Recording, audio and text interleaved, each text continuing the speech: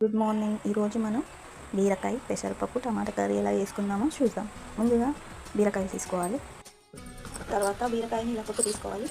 పొట్టు తీసుకున్నాక ఒకసారి చేదు కూడా చూడాలి, ఎందుకంటే కొన్ని బీరకాయలు చేదు ఉంటాయి, దానివల్ల కూర కూడా చేదు ఉంటుంది. సో దాన్ని చూసుకొని మనం బీరకాయని కట్ చేసుకోవాలి. బీరకాయలని ముక్కలుగా చిన్న చిన్న పీసెస్లా కట్ చేసుకోవాలి. 4 పచ్చిమిరకాయలు, ఒక ఆనియన్, ఒక టమాటా, కరివేపాకు. తర్వాత ఇప్పుడు స్టవ్ గిన్నె పెట్టుకొని నూనె వేద్దాం.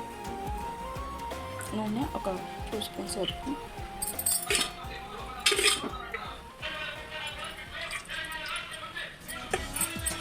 గిన్నె పెట్టుకొని అందులో 2 స్పూన్స్ ఆయిల్ వేసుకొని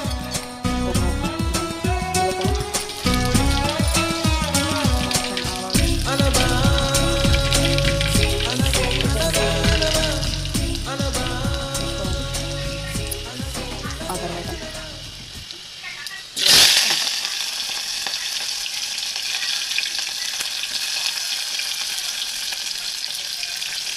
వేసాక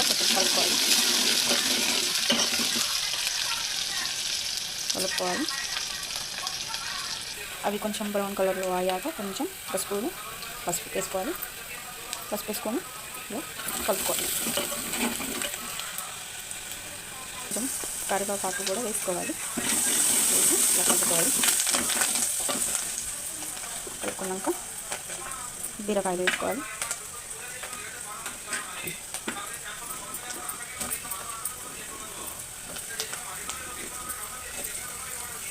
బీరకాయలను వేసేసుకున్నాక ఒకసారి కలపాలి.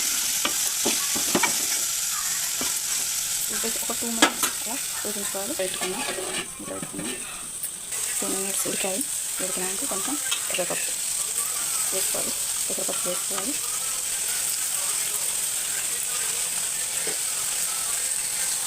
వేసుకున్నాక కలుపుకోవాలి. ఒకసారి కలుపుకున్నాక అందులోనే టమాటాలు వేయాలి. టమాటాలు వేసి ఒక స్పూన్ సాల్ట్ వేయాలి. ఒక స్పూన్ వేసేసాక ఒక 10 మినిట్స్ ఉడకనివ్వాలి. ఇప్పుడు మూత తీసి ఒకసారి కలుపుకున్నాం. కొంచెం ఉడికింది. ఇప్పుడు 3 స్పూన్స్, అంటే మేము బాగా కారం తింటాం కాబట్టి మేము ఒక 3 స్పూన్స్ వేసుకుంటాం. 3 స్పూన్స్ కారం వేసుకోవాలి.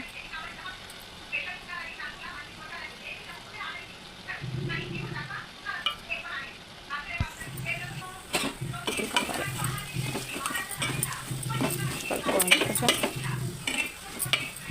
ఒక 2 గ్లాసులు వాటర్ పోసుకోవాలి. 2 గ్లాసులు, 1 గ్లాసు వాటర్ పోసాక కొంచెం కలుపుకోవాలి.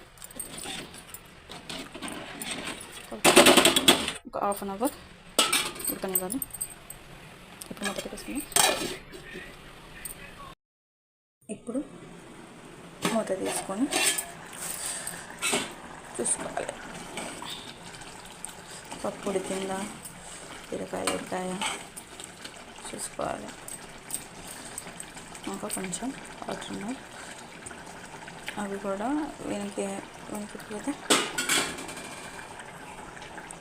ఇంకొక 5 మినిట్స్ పెట్టుకుంటాం. తర్వాత మూత తీసి తీసుకున్నాం. ఉడికింది, పప్పు ఉడికిపోయింది.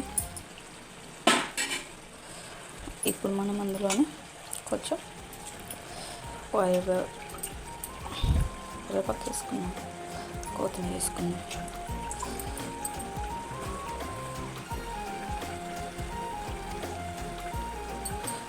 కొత్తిమీర వేసుకున్నాక స్టవ్ ఆఫ్ చేసుకోవాలి.